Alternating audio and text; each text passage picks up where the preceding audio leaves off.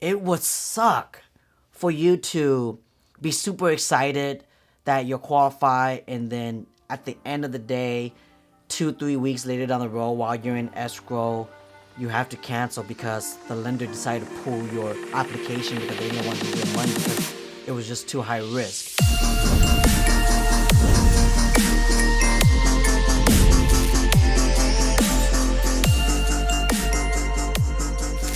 FHA is kind of funky. Okay, so I'm going to talk a little bit about FHA.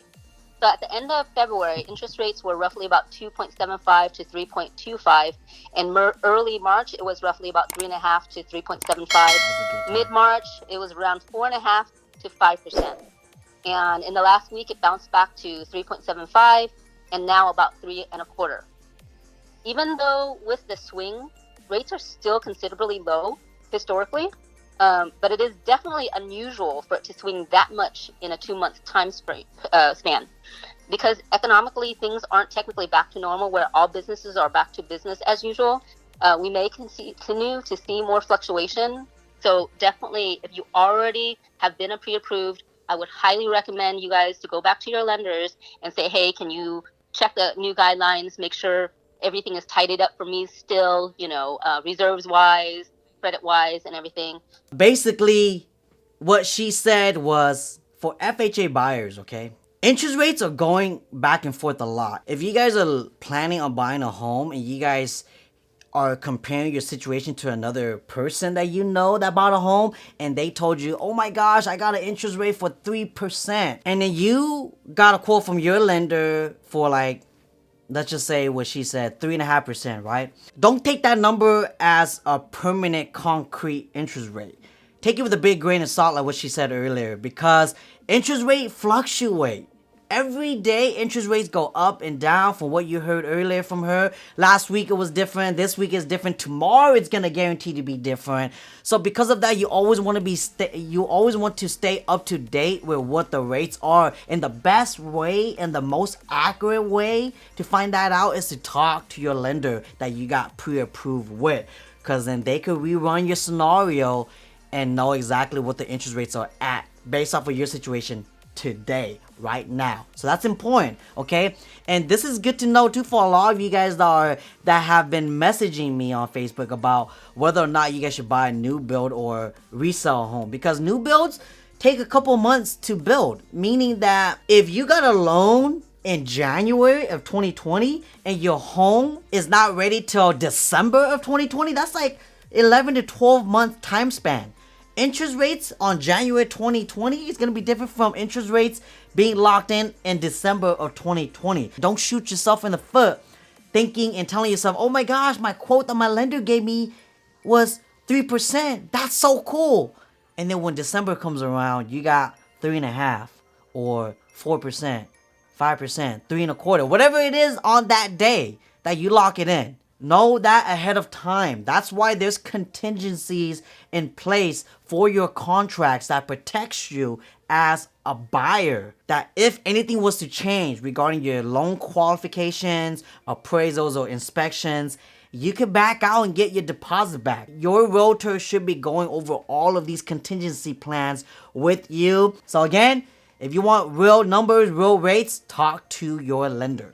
I'm going to say those of you whose credit score are in the 640 to 680, you're kind of in the gray area. So right now, Fannie Mae and Freddie Mac have stated that the minimum credit score is 640 for FHA, but there's going to be a lot of lenders out there that's going to put an overlay and make it 680, because in the middle of that transaction, if the guidelines do change, even if you paid for the appraisal, even if you have paid for the inspection, if the lender knows that they can no longer sell the loan, they will kill the loan in the middle of that escrow. They have to. So this is super important. Hopefully you guys heard that, okay? For FHA buyers, if your credit score is between 640 and 680, you are technically qualified to get a mortgage to buy a home, yes.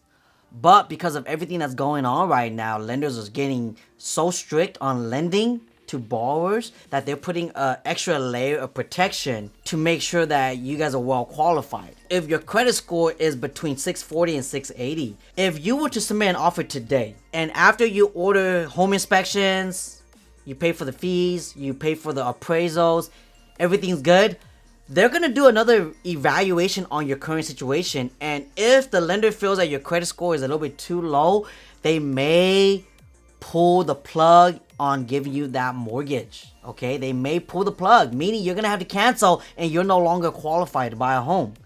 I know that sucks, but again, that's why you gotta consult with your lender and talk about your realistic current situation, because it would suck for you to be super excited that you're qualified, and then at the end of the day, 2-3 weeks later down the road, while you're in escrow, you have to cancel because the lender decided to pull your application because they didn't want to give you the money because it was just too high risk. What she's basically saying is, if you want to position yourself so that that doesn't happen, make sure your credit score is at least 700 to position yourself to be in a better position so that that does not happen to you. FHA, as long as you had a 640 and above credit score, typically your your interest rate will be the same. However, now, unless your credit score is 700 and above, you'll get the lower interest rate. Anything below that, you're going to get a little hit of the interest rate. Again, this is not normal. This has changed because of this situation. So I would highly recommend for you guys to go back. And the other thing is too, if you started getting your pre-approval 2 months ago, your credit score will expire. Your lender will have to update that. So go back and talk to your lender about all of that. For those of you that did not know, your pre-approval letter does expire. A lot of times people don't read their pre-approval letters from their lenders. They're just so, I get it, you know, like you're super excited because you went through a long process of sending documents and applications to your lender, and now you're qualified. You just want to go and look at a home, right? But understand your pre-approval letter. Read it. Take the time to read it. Like, how did they approve you? How did they come to that conclusion? Ask for your underwriting findings to find out exactly what your credit was at when they ran it. Because the credits you see from Credit Karma free application softwares, those are not accurate, okay?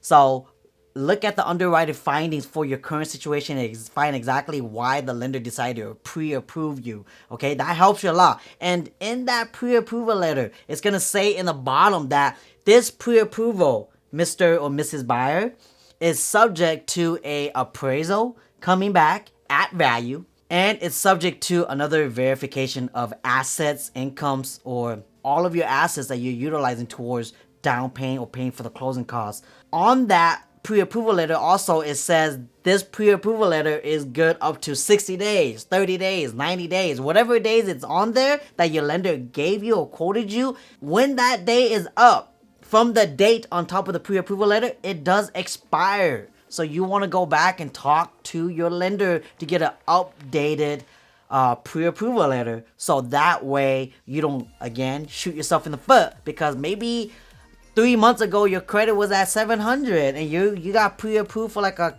interest rate at, like, let's say 3%. But then it's been 3 months now and it's expired, and then you didn't get an update because you didn't watch this live stream. And you get in contract with the home, and then your lender now runs a pre-approval again because that original one had expired, and then your credit score went down. Now the interest rates went up. And now, because interest rates went up, your purchasing power went down. And now the home that you're in contract with was $300K. You're now only qualified for $280K. You just shot yourself in the foot. So don't do that. That's why I release information like this every week, to keep you guys educated and informed, so that you guys could make the best decision for your scenario. So talk to your lenders.